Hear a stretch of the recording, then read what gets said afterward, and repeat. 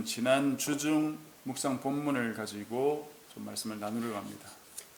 이전에도 나눈 적이 있습니다만은 약간 초점을 바꾸어서 좀 나누었으면 합니다. 지난 화요일 묵상 범위가 바로 예루살렘에 입성하시는 그 예수님의 모습이었습니다. 예수님께서 예루살렘에 입성하시면서 무엇을 타고 들어가셨습니까? 나귀 새끼입니다. 왜 나귀 새끼를 타셨을까요? 마태는 스가랴서 9장 9절을 인용하면서 예수님께서 겸손하셔서 나귀 새끼를 타셨다 그렇게 말했습니다. 승전한 왕이 수도 성에 들어올 때는 말을 타고 들어오겠죠. 그러나 예수님은 왕이시지만 나귀 새끼를 타고 들어오실 정도로 겸손하셨다는 겁니다. 이런 내용을 우리가 묵상하면 나도 겸손해야 되겠다, 나는 교만한 모습이 없느냐 하면서 묵상할 수도 있겠습니다. 그런데 그것보다 중요한 것은 예수님이 왜 겸손하셨느냐 하는 거죠. 예수님께서 왜 겸손하셨는지를 묵상해 보지 않고 그저 예수님이 겸손했구나, 그러니까 나도 따라 해야지 하게 되면 의도는 바를지 모르지만 실상은 엉뚱한 결과를 낳을 수도 있고 어쩌면 결국 겸손한 사람이 되는데 실패할 수도 있겠습니다. 저는 청년 시절에 이 겸손이 도대체 뭘까 깊이 고민한 적이 있습니다. 겸손이 자기를 낮춘다는 것인지, 아니면 다른 사람을 나보다 낮게 여긴다는 것인지, 아니면 나 자신을 있는 그대로 인정하는 것인지 참 고민이 많이 되었습니다. 이런 고민을 했다면 여러분들이 그게 무슨 고민이 되나 이런 생각을 할지 모르겠지만 저는 참 고민을 많이 했어요. 겸손이 무엇일까요? 방금 말씀드린 이런 것들은 모두 성경에 나오는 내용입니다. 예수님께서 어린아이들을 안아주면서 어린아이와 같이 자기를 낮추는 사람이 천국에서 큰 자다 그렇게 말씀하셨죠. 그리고 두 번째 것은 바울이 한 말인데요. 바울이 빌립보 교회 교인들에게 이렇게 말했습니다. 오직 겸손한 마음으로 각각 자기보다 남을 낮게 여기라. 그럼 주보 뒷면에 다 제가 그 말씀을 복사해 두었으니까 참조를 하십시오. 그렇다면은 겸손은 자기를 낮추는 겁니까? 아니면 남을 자신보다 낮게 여기는 것입니까? 더 낮게가 아니고 더 낮게 여기는 것입니까? 아니면 사실은 이 둘이 같은 건데 조금 다르게 표현한 것 뿐입니까?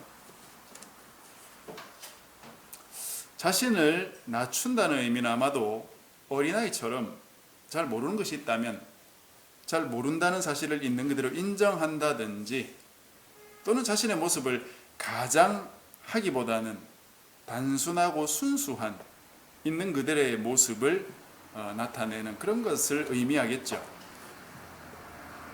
또 남을 나보다 낮게 여긴다 하는 것은 모르긴 몰라도 다른 사람이 나보다 잘할 가능성이 있음을 인정하는 것이 아니겠습니까? 내가 부족하다는 걸 인정해야 잘 모를 때 모르겠습니다 라고 할 수도 있고, 또 다른 사람이 나보다 더 잘 안다는 사실도 인정할 수 있지 않겠습니까? 내가 얼마나 부족한지 모르는 사람들은 이 두 가지 모두 잘 인정을 못하게 될 것 같습니다. 그러니 이 두 가지 모두는 자기 자신이 어떤 사람인지를 바르게 인식하는 것과 직결되어 있을 것이다 이거죠. 제 친구 중에 농구를 아주 좋아해서 신발도 좋은 농구화를 가지고 있는 친구가 있습니다. 그 친구 말이 자기 동네에 농구를 그렇게 잘하는 선배가 한 명 있었답니다. 자기도 농구를 잘하는 편이지만 이 선배의 공은 도저히 빼앗을 수도 없고 번번이 졌다는 거예요. 그때 이 친구는 뭘 알게 됐겠습니까? 내가 잘하는 게 아니구나, 그런 게 알게 되지 않았겠습니까? 그런데 그 선배가 한 번은 선수들하고 농구를 어떻게 할 기회가 있었나 봅니다. 어떻게 됐을까요? 그 날고 긴다는 선배가 제 친구 꼴이 나는 겁니다. 아무런 수도 못 쓰고 그냥 져버린 거죠. 그런데 그 선수들이 이런 말을 하더랍니다. 국가대표 선수들하고 붙으면 자기들도 손을 못 댄다는 거예요. 공에 손 한 번 못 대보고 져버린다는 거예요. 참 대단하죠. 자신이 어느 정도의 사람인지를 잘 알지 못하면 자신을 낮출 수도 또 남을 높일 수도 없겠죠. 그래서 내가 어떤 사람인지 알고 나를 그렇게 인정할 수 있을 때 바로 그것이 겸손의 출발점이 된다고 할 수 있겠습니다. 그런데 그렇게 나 자신에 대해서 철저히 안다고 해서 그러면 자연스럽게 겸손한 사람이 될 수 있겠습니까? 겸손에 대한 이런 정의는 일리 있어 보이지만 실제로는 안고 없는 찐빵, 뭐 요즘 이 안고가 일본 말이니까 팥소 없는 찐빵이라고 그렇게 하라 그러던데 팥소 없는 찐빵과 같은 거예요. 겸손이 무엇인지는 말해줄 줄 모르지만 예수님께서 왜 겸손했느냐 하는 것은 말해주지 못하는 것이죠. 즉 겸손을 철저히 해부했을지는 몰라도 도대체 왜 겸손해야 하느냐 하는 그 동기는 제공받을 수 없다는 거죠. 다시 말씀드리면 겸손이 무엇인지는 알겠는데 왜 겸손해야 되는지 또 겸손하고 싶은 마음 이런 게 별로 안 들 수 있다는 것입니다. 겸손이라는 게 그저 나 자신이 어떤 사람인지 잘 알고 살자, 내 주제를 좀 파악하고 살자는 것밖에 안 된다면 그는 겸손해야 합니다 하는 그 동기를 부여하지 못하는 것입니다. 나 자신을 알고 살아서 뭐합니까? 그게 이 세상 사는데 무슨 도움이 됩니까? 그냥 사람들 사이에서 아유 저 사람은 겸손합니다 뭐 하는 그런 인정받는 것 외에 뭐 무슨 유익이 있습니까? 더 나아가서 그렇게 인정받는 것 자체가 무슨 유익이 있습니까? 그냥 교회에서나 통용되는 종교적인 미덕 그 이상 이하도 아닌 것이 아닐까요? 그러니까 사람들이 교회에서는 겸손하게 그러면 아 겸손해야지 하면서도 나가서는 실제로는 겸손 안 하게 살잖아요. 사회에 나가보면 사회에서는 사람들이 자신의 장점을 알리고 자신감 있게 도전하는 그 사람들이 더 매력적으로 보이지 않습니까? 우리가 살고 있는 사회가 그런 사회예요. 그런데 지난주 이 말씀을 묵상하면서 겸손해야 하는 목적, 그 이유를 발견하게 된 것 같고 그것으로 인해서 저도 동기부여를 받게 되었습니다. 겸손이라는 말 자체는 낮아진다는 뜻입니다. 낮아짐 또는 비하라고도 번역할 수 있어요. 업신여긴다는 비하가 아니고 있는 그대로 낮아진다는 의미의 비하입니다. 예수님이 왜 낮아지셨습니까? 즉 예수님은 왜 겸손하셨고 또 우리에게 겸손을 요구하실까요? 근본적으로 생각을 해보아야 됩니다. 우리가 겸손을 어떤 모습으로 생각하느냐 하는 것보다는 예수님께서 행하신 겸손이 무엇인가를 생각해 보아야 한다. 예수님이 자신을 낮추신 것은 어떤 사건입니까? 그게 바로 예수님이 이 땅에 오신 사건입니다.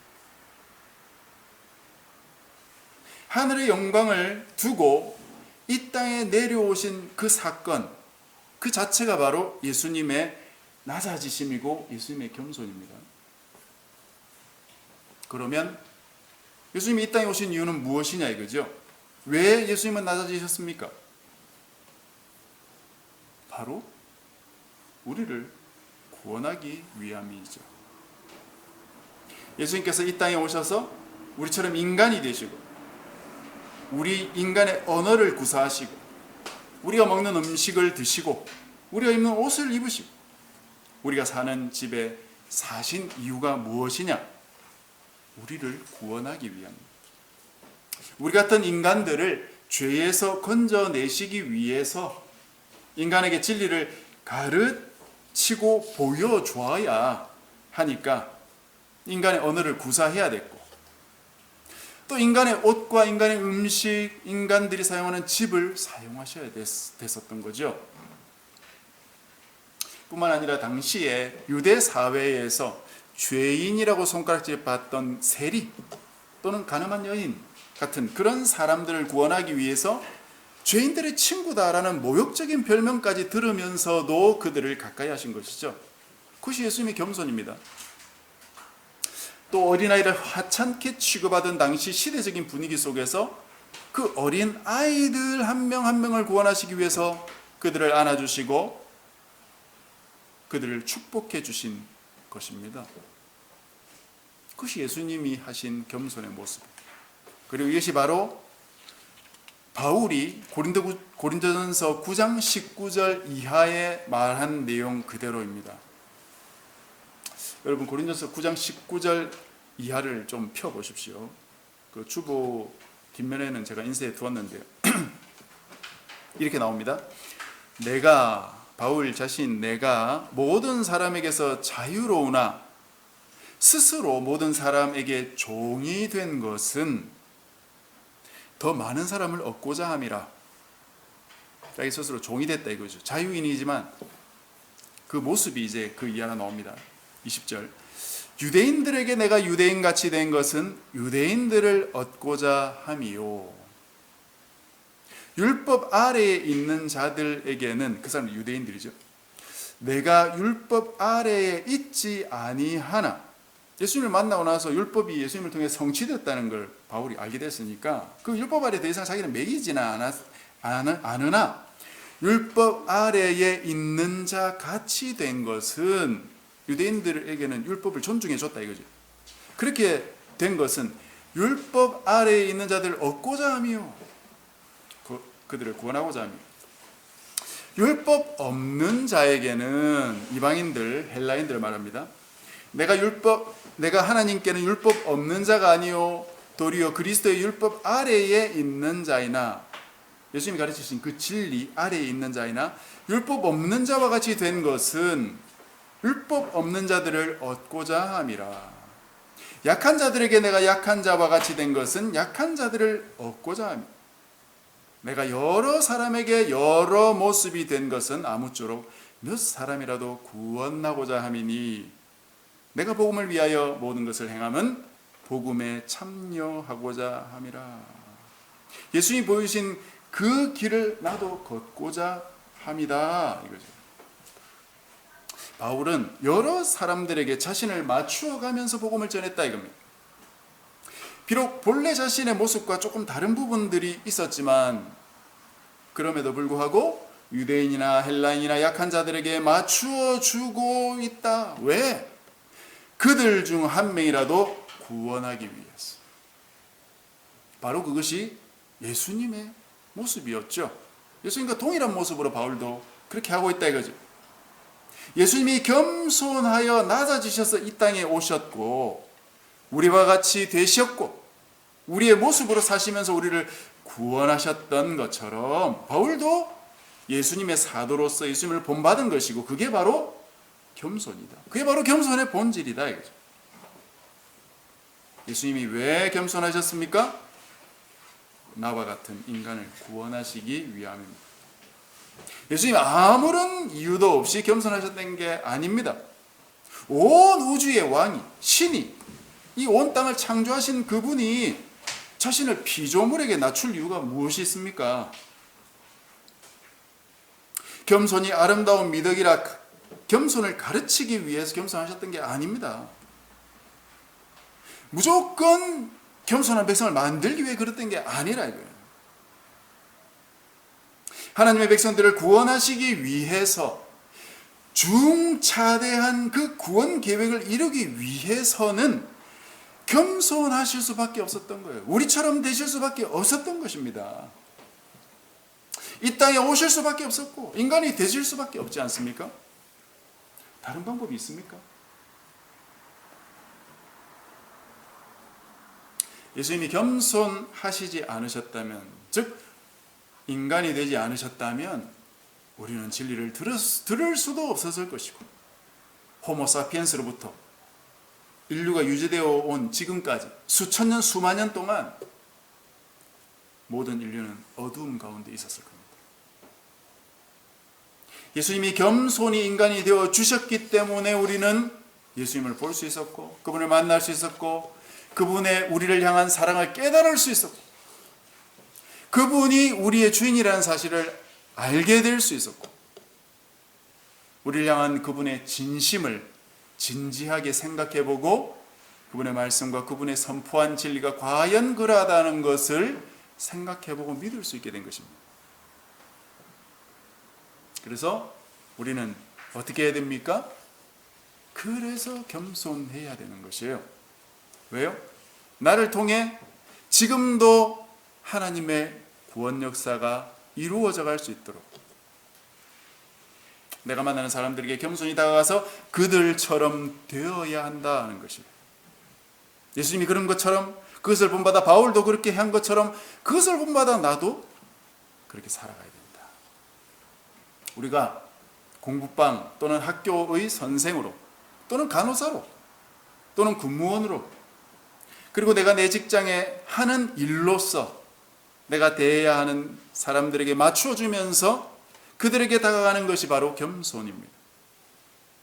그런 모습을 통해 그들에게 하나님의 진리를 말해줄 뿐 아니라 내 모습으로도 보여주고, 그들에게 하나님의 사랑과 진리와 진정성을 보여줄 수 있을 때에야 비로소 내 삶은 복음 증거의 삶이 되는 것입니다. 저는 우리가 개척을 하고 공부방을 하게 된 것이 정말 참 하나님의 큰 복이라고 생각을 합니다. 저희들도 처음에는 개척하고 먹고 살아야 하니까 시작한 것인데, 이제는 아이들도 꽤 많아져서 하루하루 컨디션을 잘 관리하지 않으면 안 될 정도로 많이 발전한 것은 사실입니다. 저와 아내 둘이서 할 수 없어서 이 채점 알바를 구해서 함께하고 있는데요, 하나님께서 참 너무 좋은 분을 보내주셔가지고 감사하면서 함께하고 있습니다. 그러다 제가 지난주 이 말씀을 묵상하고 나서 또 최근에 빌라도의 관정에 계신 예수님을 보면서 우리 공부방에 있는 아이들에게 직접적으로 예수님을 믿어라 그렇게 말은 못하더라도 무언가 진리를 가르쳐야 된다 하는 그런 생각을 계속 가지고 있었습니다. 우리 공부방에 우리 진우를 포함해서 친구 4명이 4시가 되면 이제 저쪽 끝 방에 와서 함께 공부를 하고 가는데, 아이들이 얼마나 시끄러운지 모릅니다. 4명만 있는 공간이 아니라 다른 아이들도 이곳에서 함께 공부하고 있으니까 제가 이 아이들이 공원에서 열심히 놀고 뛰어서 이 공부방에 오면 그 흥분된 가슴들을 가라앉히기 위해서 문구 하나를 만들어 가지고 함께 소리내어서 말하고 1분간 묵념을 시킨 뒤 공부를 시킵니다. 그 문구가 이런 겁니다. 나는 오늘 이 신성한 공부방에서 불필요한 말을 하지 않고 스스로 생각하면서 집중해 공부하기로 다짐합니다 라고 말하도록 하고 이제 1분간 묵념을 시키고 그렇게 공부를 하는데, 처음에 이 문구를 제가 만들 때는 단지 얘들을 좀 떠들지 않도록 하기 위해서 만들었던 것이고, 또 쉬운 문제도 자꾸 질문하고 이러니까 그런 쉬운 문제는 질문하기보다는 너희들이 스스로 생각하면서 풀어나가야 된다, 그것을 위해서 의도했던 것인데, 지난주에 여기에다가 한 문구를 더 추가했어요. 그게 바로 경쟁하는 마음으로 하지 않고 라는 것입니다. 우리나라만큼 경쟁이 심한 나라는 전 세계에 없습니다. 우리나라가 넷플릭스라는 그 인터넷 동영상 서비스에 한때 유명했던 오징어 게임 프로그램, 여러분 아마 한 번은 들어보셨을 거예요. 그 프로그램이라든지 최근에는 피지컬 100 같은 프로그램으로 전 세계에서 인기를 누리고 있거든요. 이 프로그램의 소재가 모두 경쟁입니다. 경쟁. 주제라고 할 수 있겠습니다. 경쟁에서 떨어진 사람은 탈락하는 거예요. 또 한때 젊은이들이 많이 보는 솔로지옥이라는 그런 만남 주선 프로그램도 있었는데, 그 안에 등장하는 남성이나 여성이 얼마나 다양한 매력을 가지고 그것을 발산하느냐에 따라 짝이 이루어지기도 하고, 짝을 이루지 못한 사람은 경쟁에서 실패한 그런 낙오자처럼 보이기도 합니다. 이것도 역시 경쟁이죠. 대학은 말할 것도 없습니다. 우리 첫째가 이번에 대학 들어갔는데 모든 사람을 공부로 경쟁시켜 놓고 그것으로 인생의 중요한 한 걸음을 내딛게 하는 것이 우리나라의 교육 시스템이에요.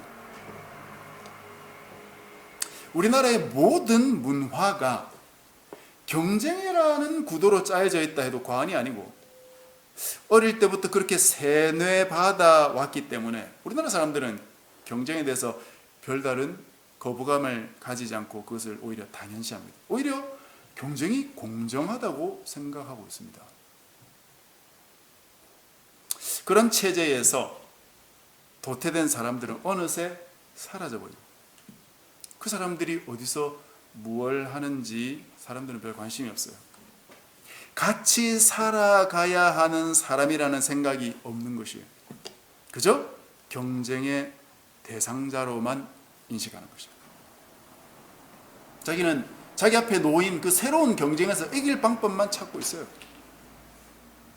거기서 이기는 것은 단지 주어진 시험을 통과하는 것이 아니고 한 사람 또는 몇 사람을 짓밟고 올라서야 하는 것인데도 말입니다. 그런 경쟁 구도는 우리가 계속 인정하고 살아야 되겠습니까? 아니면 그런데 반대해야 되지 않겠습니까? 그런 경쟁 구도에서 우리도 조그만 승리를 해오면서 여기까지 왔겠죠. 과연 하나님의 뜻은 어디 있는 것일까? 저희가 공부방을 운영하면서 여기까지 오면서 세상적으로는 아유 성공했습니다 라고 말할 수 있을지 모르겠습니다. 그런데 지금까지 공부방을 운영하면서 제 가슴 한켠에 남아있는 사건이 있는데요, 그건 바로 우리 맞은편 2층 건물에서 공부방을 운영하던 분이 공부방을 닫은 것이에요. 아마 그분은 우리와는 좀 다른 방법으로 했던 것 같은데, 아이들이 줄어가니까 그 중에 몇 명은 우리 공부방으로 오기도 했고요.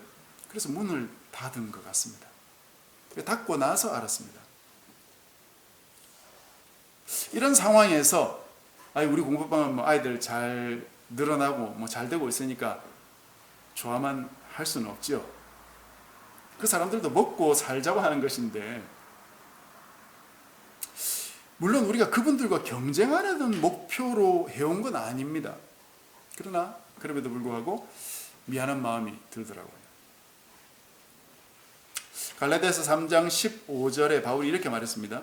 만일 서로 물고 먹으면 피차 멸망할까 조심하라. 경쟁하지 말라는 겁니다. 서로 물고 뜯고 잡아먹으려 하면 먹는 사람이 이기는 게 아니다는 거예요. 함께 멸망하고 만다. 야생동물을 여러분 생각해 보십시오. 사자도 배가 부르면 사냥하지 않습니다.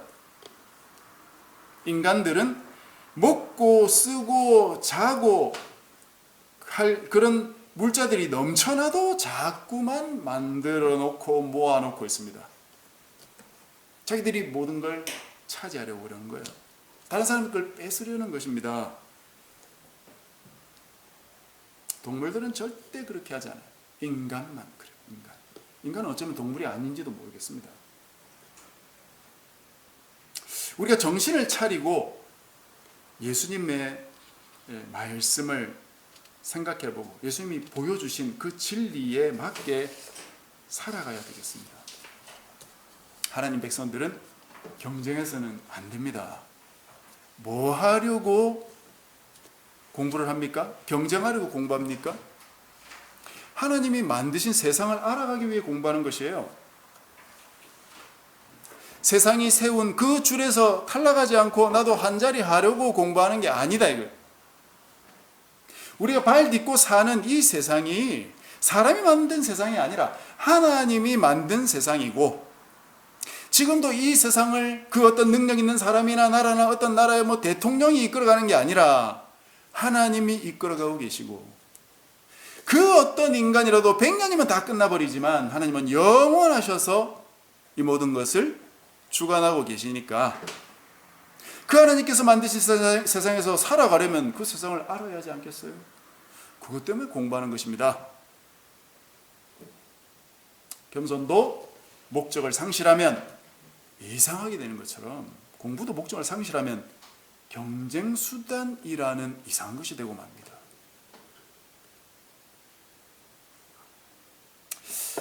그래서 우리가 규모는 작지만 우리 공부방에 오는 아이들이라도 이런 진리 한마디라도 심어주고 싶고, 이 아이들이 그런 것을 참 깨달을 수 있으면 얼마나 좋겠나 그런 생각합니다.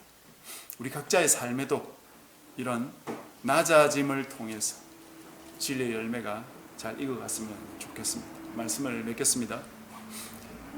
봄이 오고 있습니다.